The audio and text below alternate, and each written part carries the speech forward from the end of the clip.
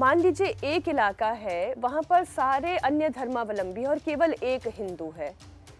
वो अपनी पूजा पाठ, अपनी पद्धति, मैं संभल का उदाहरण लेती हूँ, एक दंगा हुआ आप संभल देखिए, में और वो हम मंदिर समझ के गए, कपाट हमेशा बंद हो हम गए। समझ गए। आप देखिए कि लंका थी, जी, वहां एक विभीषण था, अपने धर्म पे दृढ़ बना हुआ था, और फिर धीरे धीरे धीरे क्या हुआ, उसी विभीषण ने पलट दिया, सारी लंका जो है विभीषण की हो गई, एक ने।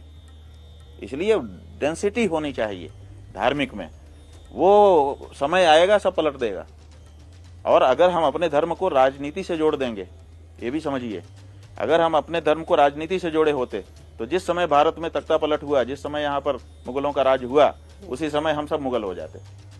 लेकिन हमने धर्म और राजनीति को अलग रखा था, इसलिए राजनीति बदल गई भारत की, लेकिन धर्म अपनी जगह पे स्थिर बना रह गया। धर्म में जाति की भी तो राजनीति है, धर्म में जाति की भी तो राजनीति है स्वामी। वो राजनीति वाले तो कुछ भी राजनीति खोज लेते हैं, वो राजनीति खोज ले रहे हैं, लेकिन जाति में राजनीति का क्या लेना देना है। जाति तो हमारे अपने संस्कारों को बचाए बनाए रखने के लिए एक व्यवस्था है। हम अपना अनुशासन अपने जाति में बनाए रख सकते हैं, इसीलिए हम बनाए रखते हैं। ये मैं एक उदाहरण देती हूँ आपको। उदाहरण ये है कि फलाना पार्टी की अगर सरकार बन गई तो वो आरक्षण खत्म कर देगी, यानी कि इस जाति का हक उनसे छीन लेगी। फलाना पार्टी की सरकार आ गई तो संविधान खत्म कर देगी। फलाना पार्टी की सरकार आ गई तो आपकी जाति सुरक्षित हो जाएगी। तो ये जो जाति है, इसको आपने आरक्षण की चटनी चटा करके उस जाति को आरक्षण वाली जाति मान लिया आपने। आरक्षण जो है वो जाति का अधिकार नहीं है। आरक्षण इसलिए लगाया गया था कि वो जो जाति पीछे रह रही थी उसको बराबरी में ला दिया जाए।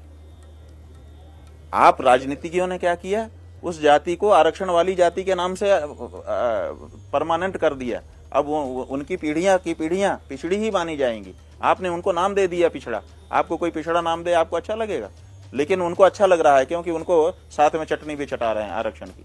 तो जिस उद्देश्य से आरक्षण लाया गया था उस उद्देश्य को पीछे कर दिया गया, और सदा सदा के लिए कि हम तुमको थप्पड़ मारेंगे और एक थप्पड़ का 5 रुपया। अब कई लोग आके भैया मारे ही दो, हमको 5 रुपया तो मिल रहा है। ये कहाँ का न्याय है? क्या इसके लिए आरक्षण लाया गया था कि हम उनको पिछड़ा और दलित घोषित ही कर दें? 78 साल बीत गए। अंबेडकर साहब ने सोचा था 10 साल में ये काम हो जाएगा। 78 साल बीत गए। इन राजनीतिज्ञों ने पंगु बना दिया उस समाज को। अब उनके लिए उन्होंने परमानेंट शब्द कर दिया कि तुम तो पिछड़े ही हो, तुम तो दलित ही हो। अब अति दलित, महादलित जैसे शब्द भी खोजने लग गए हैं। कितना बड़ा अपमान उस समाज का कर रहे हैं। हमारा ये कहना है कि उनको और ज्यादा आरक्षण देने की जरूरत है, और ज्यादा बढ़ाओ ताकि वो मुख्य धारा में आ जाए। मुख्य धारा में लाना उद्देश्य है, आरक्षण को बनाए रखना उद्देश्य नहीं है, ये जान लीजिए। वो ये कहते हैं कि अगर दलित समाज को शंकराचार्य तक की पदवी तक पहुंचने का अधिकार नहीं है तो हमें ऐसी पुस्तकें, ऐसे धर्म, ऐसे चर्चाओं को सुनने का इसका अर्थ क्या है? दलित समाज शंकराचार्य नहीं बन सकता, यही बात बार बार उठाई जाती है जी। हम कहते हैं कि गुरु रविदास, रैदास जी, वो दलित थे कि नहीं थे? आपकी परिभाषा में हम तो दलित शब्द से ही चिढ़ रखते हैं, हम किसी को दलित नहीं कहना चाहते, लेकिन मजबूरी है क्योंकि वही पहचान बना दी गई। तो वो दलित थे कि नहीं थे? दलित थे। आज उनके मंदिर बने हैं कि नहीं? आज उनके रथ निकलते हैं कि नहीं? उनका जुलूस निकलता है कि नहीं? आप बताइए, दोनों की तुलना करवाइए विद्वानों को लगा करके कि रविदास जी का ज्यादा सम्मान हो रहा है कि शंकराचार्य का ज्यादा सम्मान हो रहा है? वो गुरु बने कि नहीं?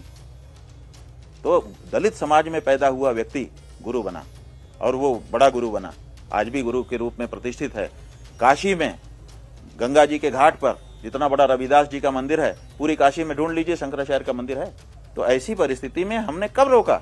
अब कोई ब्राह्मण कहे कि नहीं मैं तो रविदास बनूंगा, कोई दलित कहे, जो तथाकथित जिसको दलित नाम दे दिया गया है, कि मैं तो शंकराचार्य की गद्दी पे बैठूंगा।